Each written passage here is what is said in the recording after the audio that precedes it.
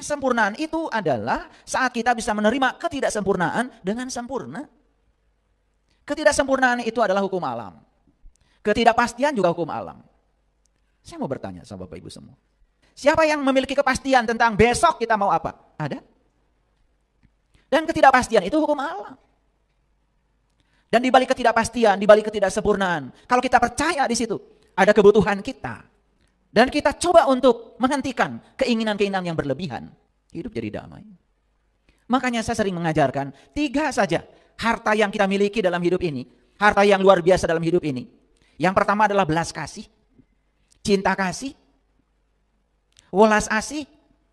Keinginan untuk selalu menumpahkan rasa kasih sayang kepada orang lain. Siapapun mereka. Itu sudah benteng pertahanan kita. Itu sudah kekayaan kita yang paling besar. Hadiah mencintai itu cuma satu, pasti dicintai. Kekayaan yang kedua, miliki oleh kita rasa berkecukupan. Kita memiliki sedikit, tapi ada rasa berkecukupan, kaya itu, kaya raya. Memiliki banyak tetapi tidak memiliki rasa berkecukupan. Kita hanya akan terus diselibut oleh keserakahan, ingin mencapai yang lebih, lalu melupakan yang dimiliki saat ini. Hidup jadi tidak tenang. Siapa yang menciptakan ketidaktenangan itu? Ya diri kita sendiri. Lalu menyalahkan situasi di luar diri kita. Terus menerus seperti itu hidup. Mau sampai kapan? Dan harta yang ketiga yang harus dimiliki oleh kita. Kerendahan hati.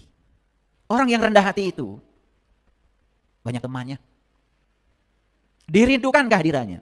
Beda dengan orang yang sombong. Belajar apapun, kalau tidak punya kerendahan hati, kita akan dijauhi oleh berkah. Kalau kita belajar untuk tidak menuntut lebih dalam hidup ini, sudah tenang hidup. Belajar untuk merasa berkecukupan dengan apa yang ada, tenang hidup. Jangan terus-menerus kita ingin mengendalikan semua situasi seperti yang kita mau. Dia pikir bahagia itu adalah mendapat. Justru bahagia adalah melepas. Coba lepaskan keinginan berlebihan, saat itu juga kita akan bahagia. Rintangan dalam hidup, tantangan dalam hidup itu adalah sesuatu yang tidak mungkin bisa kita tolak. Sekarang tinggal bagaimana kita bisa mengelola rintangan dan tantangan itu. Bagaimana kita bisa memanfaatkan batu yang besar di depan kita itu bukan sebagai rintangan, bukan sebagai halangan. Tetapi itu adalah sebagai pijakan untuk membuat kita bisa jauh lebih berkembang dan lebih maju. Disinilah kita harus belajar fleksibel. Lihat air. Kalau suhu naik, air itu fleksibel, dia menguap, berubah wujud. Kalau suhu biasa, dia wujudnya cair. Kalau suhu turun, dia beradaptasi dengan cara mengubah diri menjadi es. Tetapi lihat esensinya apa? Tetap aja dia air. Dia tidak berubah menjadi yang lain, dia tetap aja H2O. Tidak kehilangan esensi ketika dia harus beradaptasi.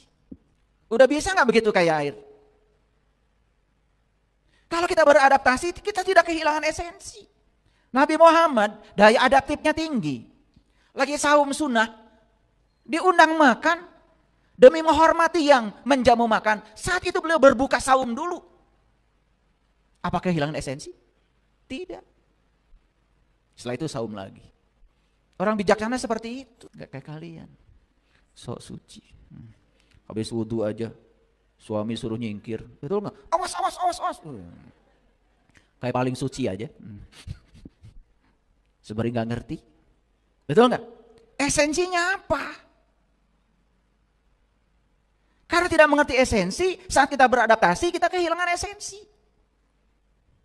Maaf ya, saya secara pribadi, ada sahabat kita nyepi, saya menyampaikan selamat nyepi.